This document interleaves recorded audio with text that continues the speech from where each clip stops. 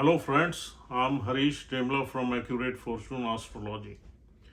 दोस्तों, cancer ascendant में थोड़ा आगे बढ़ते हैं और देखते हैं कि अगर शनि देव अपनी ही साधारण राशि में आ जाएं, यानी सेवंथ हाउस में आ जाएं, तो हमें किस तरह के फल देंगे।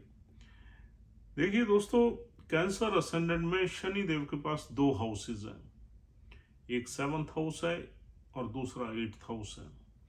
एट्थ हाउस में शनि देव की मूल त्रिकोण राशि है और जो कि 11 नंबर राशि है, और सेवंथ हाउस में शनि देव की ऑर्डिनरी राशि है जो 10 नंबर है। अब ये पोजीशन ऐसी है कि शनि देव अपनी ही राशि में बैठे हुए हैं सेवंथ हाउस में। सेवंथ हाउस का संबंध हमारे स्पाउस से है, पार्टनरशिप से है, पर्सनल पार्टनरशिप से है और प्रोफेशनल पार्टनरशिप से है, यानी कि हमारे बिजनेस से है, बिजनेस एक्टिविटी से है, लीगल एग्रीमेंट से है, सामने के लोगों से है, सामने की दुनिया से है, मैरिज की परफॉर्मेंस से है, प्रोफेशनल पार्टनरशिप की परफॉर्मेंस से है। और सेवंथ हाउस का संबंध हमारे फिजिकल रिलेशनशिप से है। और दोस्तों, यहाँ शनि देव अपनी ही राशि में बैठ के हमें सबसे पहले, अगर हम मैरिज को यहाँ पर एनालाइज करें, तो यहाँ पर ज़्यादातर हमें अच्छे ही रिजल्ट्स देखने को मिलते हैं, क्योंकि कोई भी प्लैनेट अपने घर को खराब नहीं करता। और ये फिर शनि देव की साधारण राशि है जिसमें शनि देव मैरिज में ब्लेस करेंगे।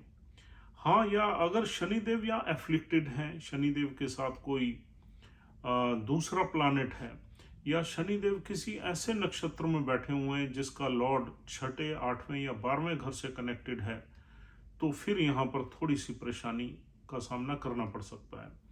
देखिए दोस्तों, शनि देव का एफ्लिक्शन ज़्यादा हम मानते हैं राहु के साथ, केतु के साथ और मंगल के साथ। अगर ये तीनों प्लैनेट्स में से कोई भी शनि देव के साथ बैठ गया तो मैरिज का घर एफ्लिक्ट हो जाएगा, और शनि और उस प्लैनेट के जो कंबाइंड रिजल्ट्स हैं वो मैरिज को डिस्टर्ब कर देंगे, खराब कर देंगे। यहाँ पर कुछ तरह की ऐसी भी चीज़ें हैं कि हेल्थ वगैरह से रिलेटेड इश्यूज भी यहाँ पर रहते हैं। अगर शनि के साथ राहु या केतु बैठ जाए तो स्पाउस की हेल्थ में कुछ प्रॉब्लम्स आने की संभावना रहती है। मंगल बैठ जाए तब भी ऐसा संबंध बनता है, लेकिन इन दोनों प्लैनेट्स के कंजंक्ट होने से, यानी कि एनी ऑफ द टूज, चाहे वो शनि मंगल है, शनि राहु है, शनि केतु है, अगर इनका संबंध भी हमारा 8वें या छठे से बन जाए तो रिजल्ट्स ज़्यादा बुरे मिलते हैं, या 12वें से बन जाए तो इसलिए अगर शनिदेव यहाँ अकेले बैठे हुए हैं और शनिदेव तो यहाँ पर शादी की परफॉर्मेंस अच्छी रहेगी, और शनिदेव का कनेक्शन हमारा 6th, 8th या 12th से नहीं बन रहा थ्रू नक्षत्र लॉर्ड। और अगर यहाँ पर शनिदेव का कनेक्शन 5th से बन रहा है, लगन से बन रहा है, 9th से बन रहा है, 4th से बन रहा है या 2nd से बन रहा है, तो यहाँ अच्छे रिजल्ट्स देखने को मिलते हैं, यानी कि मैरिज में अच्छे रिजल्ट्स मिलते हैं।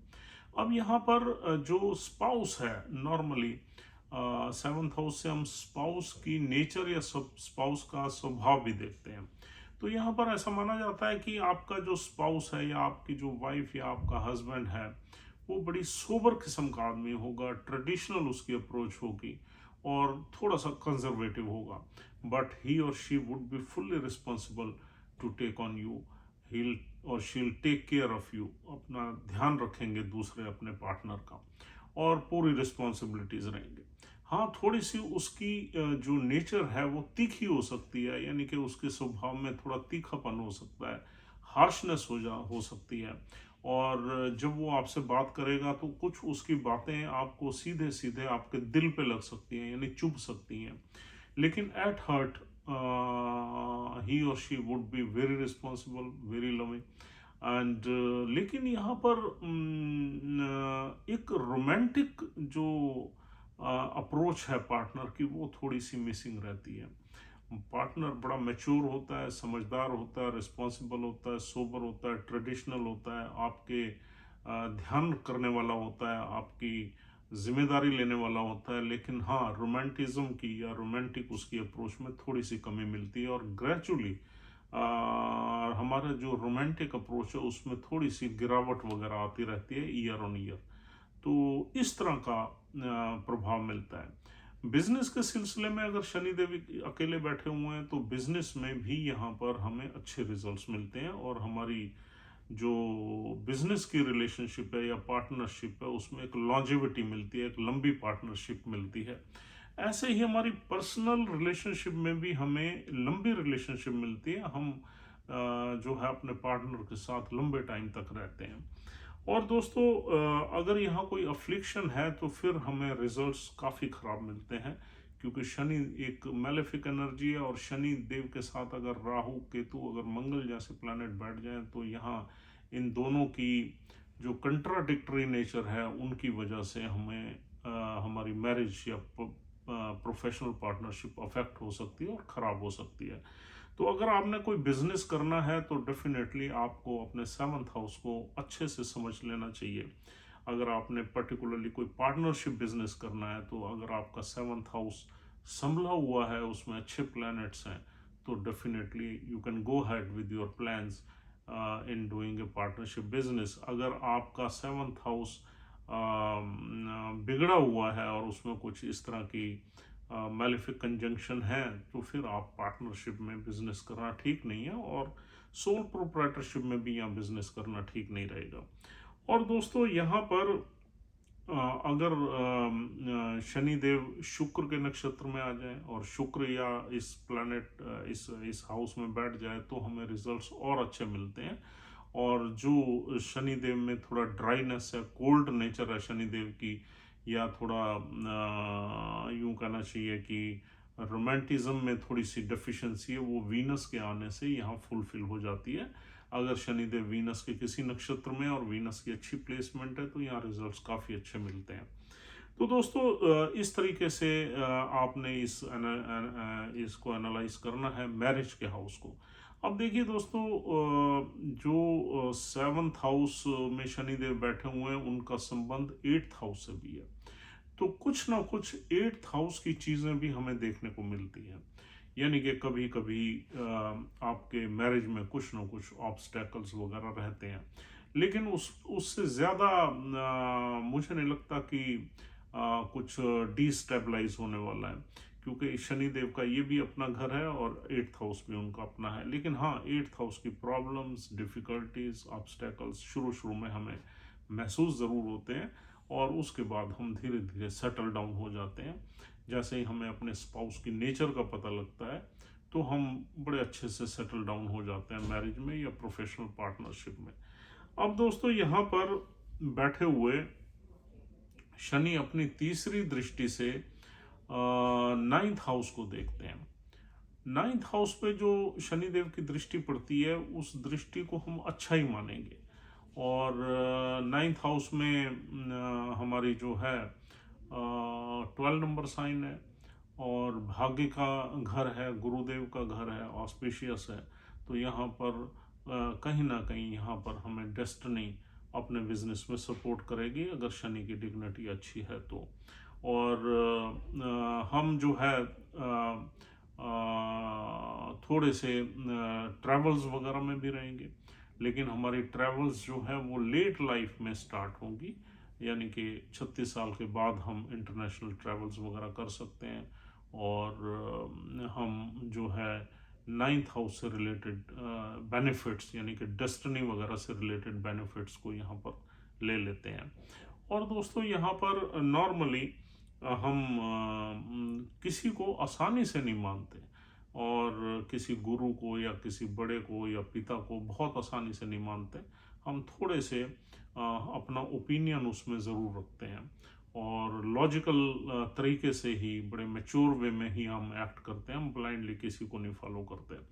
और यहाँ बैठा हुआ शनि देखेगा हमारे लगन को, लगन में मैच्योरिटी देगा, ट्रेडिशनल अप्रोच देगा, थोड़ा इंसान को कंजर्वेटिव बनाएगा, और थोड़ा स्टेबिलिटी देगा, और थोड़ा हार्श भी बनाएगा। तो हमारी पर्सनालिटी में भी शनि देव की करेक्टरिस्टिक्स जो हैं वो डेफिनेटली यहाँ पर बैठा हुआ शनि देव दे देगा। और थोड़ा सा यहाँ पर क्योंकि कैंसर असेंडेंट को लोग काफ़ी इमोशनल होते हैं, तो थोड़ा सा जब शनि देव यहाँ बैठते हैं तो इंसान को थोड़ी मेहनत कराते हैं, थोड़ी लाइफ की रियलिटी दिखाते हैं और थोड़ा स्ट्रगल भी कराते हैं। तो उन टेस्ट में इंसान कभी कभी फ्रस्ट्रेट होने लगता है, लेकिन ग्रेजुअली देखा गया है कि 35-36 साल के बाद आदमी सेटल डाउन हो जाता है और उसकी एक पर्सनैलिटी निखर के आती है। और यहाँ बैठे हुए शनि की जो 10वीं दृष्टि पड़ेगी, वो पड़ेगी आपके first, second, third, fourth, 7, 8, 9, 10, fourth house पे पड़ेगी। तो फोर्थ हाउस पे जो दृष्टि है शनिदेव की, वहाँ शनिदेव का एग्जॉल्टेड साइन है, यानी कि 7 नंबर राशि पड़ी हुई है जो कि एग्जॉल्टेड साइन है। तो यहाँ शनिदेव की दृष्टि अच्छा ही काम करेगी और आपके बिजनेस में जो आप की इनकम रहेगी, जो आप पैसा कमाएंगे, उसमें डेफिनेटली आप सुख सुविधाओं की चीज़ें या मटेरियलिस्टिक हैप्पीनेस की चीज़ें यहाँ पर जुटाने में कामयाब हो जाएंगे। क्योंकि 7 नंबर शनि का एग्जॉल्टेड साइन है और वहाँ पर शनि कभी बुरे फल देते नहीं है, चाहे उनकी दृष्टि हो, चाहे वो वहाँ पर बैठे हों। लेकिन हाँ, शनिदेव मटेरियलिस्टिक सक्सेस में डेफिनेटली आपको ज़्यादा कामयाबी देते हैं। पर्सनल रिलेशनशिप में थोड़ा सा शनिदेव बहुत ज़्यादा जल्दी ब्लेस नहीं करते। तो यहाँ पर शनिदेव आपको मटेरियलिस्टिक सक्सेस और आपका मकान है, प्रॉपर्टी है, कन्वीनियंसी है, गाड़ी है, इन सब चीज़ों से सुख वगैरह ज़रूर देंगे। अब देखिए दोस्तों, यहाँ पर अगर हम नक्षत्रों को देखें तो 3 नक्षत्र मिलते हैं। पहला नक्षत्र यहाँ पर है आपका उत्तराषाढ़ा नक्षत्र। उत्तराषाढ़ा नक्षत्र के यहाँ 3 चरण मिलते हैं, दूसरा, तीसरा और चौथा। उत्तराषाढ़ा नक्षत्र सूर्य देव का है, बहुत अच्छा नक्षत्र है। इसमें लेटर विक्ट्री इंडिकेटेड है, यानी कि आपको जो सक्सेस मिलेगी वो थोड़ी सी लेट मिलेगी संघर्ष करने के बाद। तो अगर उत्तराषाढ़ा नक्षत्र में शनिदेव यहाँ बैठे हुए हैं तो आपको सूर्य देव की प्लेसमेंट जरूर देखनी चाहिए। अगर सूर्य देव आपके चार्ट में वेल प्लेस्ड हैं, किसी अच्छे हाउस में बैठे हुए हैं, तो यहाँ डेफिनेटली आपको यहाँ पर अच्छी बिजनेस में सक्सेस मिलेगी और पर्सनल रिलेशनशिप में भी अच्छी सक्सेस मिलेगी। अगर सूर्य देव का संबंध 6, 8वें में, 12वें में आ गया तो आपको लाइफ में काफ़ी हार्डशिप फेस करनी पड़ सकती है और आप जो है परेशानियों में से निकल के ही आगे बढ़ेंगे। और दोस्तों, इसी तरीके से यहाँ पर दूसरा नक्षत्र मिलता है श्रवण नक्षत्र, जो कि बहुत अच्छा नक्षत्र है, मून का नक्षत्र है। मून का ही हम चार्ट देख रहे हैं।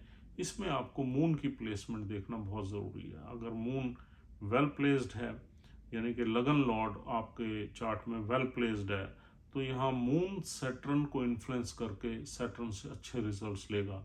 और किस में अच्छे रिजल्ट्स लेगा? 7th हाउस से रिलेटेड, पार्टनरशिप से रिलेटेड, बिजनेस में, प्रोफेशन में, ट्रैवल्स में, गेन्स में, डेली लाइफ में, पर्सनल पार्टनरशिप में, लव में, रोमांटिक जो रिलेशनशिप है वाइफ के साथ, उसमें अच्छे रिजल्ट्स लेगा। अगर मून के नक्षत्र में शनिदेव बैठे हुए हैं तो मून की प्लेसमेंट आपको ये ज़रूर इंडिकेट करेगी कि ये सैटर्न आपको किस तरीके से ब्लेस करेगा। और सपोज अगर मून आपका एग्जॉल्टेड साइन में आ गया तो यहाँ आपके बिजनेस में काफ़ी ये जो है पैसा दे देगा। अगर मून आपका 2nd हाउस में बैठ गया, वेल्थ से कनेक्ट हो गया, तो ये सैटर्न आपको फैमिली से भी कनेक्ट करेगा और वेल्थ भी बहुत ज़्यादा दे देगा। ऐसे ही मून अगर 4th हाउस में भी बैठ गया तब भी ये आपको सुख सुविधाएं, गाड़ी, ये सब दे देगा।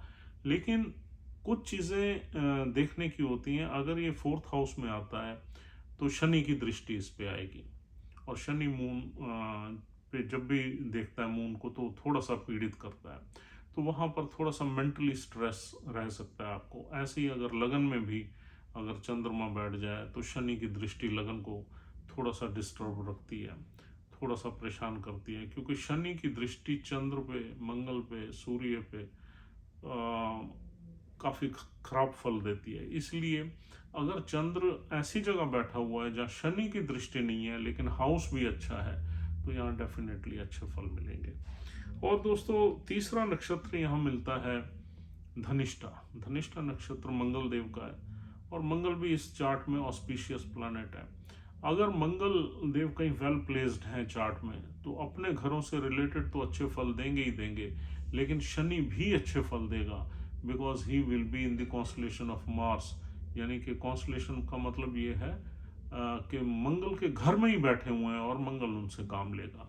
और जब शनि मंगल शनि से काम लेता है, तो शनि की जो एक लेजीनेस है या थोड़ा सा उसमें एक एनर्जी आ जाती है, और मंगल जो है शनि को काफ़ी फास्ट कर देता है। ऐसे ही अगर मंगल शनि के नक्षत्र में बैठ जाए तो मंगल स्लो हो जाता है। तो इस तरीके से अगर शनिदेव मंगल के कॉन्स्टलेशन में है, मंगल के नक्षत्र में है, तो शनिदेव में वो डिले या वो डिलेइंग नेचर उनकी काफ़ी यानी कि कम हो जाती है, और मंगल डेफिनेटली सैटर्न को एक्टिवेट करके अपने हिसाब से रिजल्ट्स ले लेता है। तो देखिए दोस्तों, इस तरीके से ये प्लैनेट्स एक दूसरे को प्रभावित करते हैं अगर एक दूसरे की कॉन्स्टलेशन में या नक्षत्र में बैठ जाए। तो आपने मंगल की प्लेसमेंट देखनी है। मंगल की प्लेसमेंट अगर आपके चार्ट में अच्छी है, तो यहाँ डेफिनेटली सैटर्न के बहुत अच्छे रिजल्ट्स मिलेंगे। अगर नक्षत्र का लॉर्ड छठे में बैठ जाए, आठवें में बैठ जाए या 12वें में बैठ जाए, तो यहाँ पर नॉर्मली एक स्ट्रगल रहता है, आदमी को काफ़ी दिक्कतें रहती हैं, प्रॉब्लम्स रहती हैं। वो प्रॉब्लम्स किस तरह की होंगी, वो हमें वो नक्षत्र के लॉर्ड की प्लेसमेंट बताती है। और छठे घर में अगर सपोज कोई खराब कंजंक्शन के साथ बैठ जाए, तो डेफिनेटली वो प्रॉब्लम्स बढ़ जाती हैं।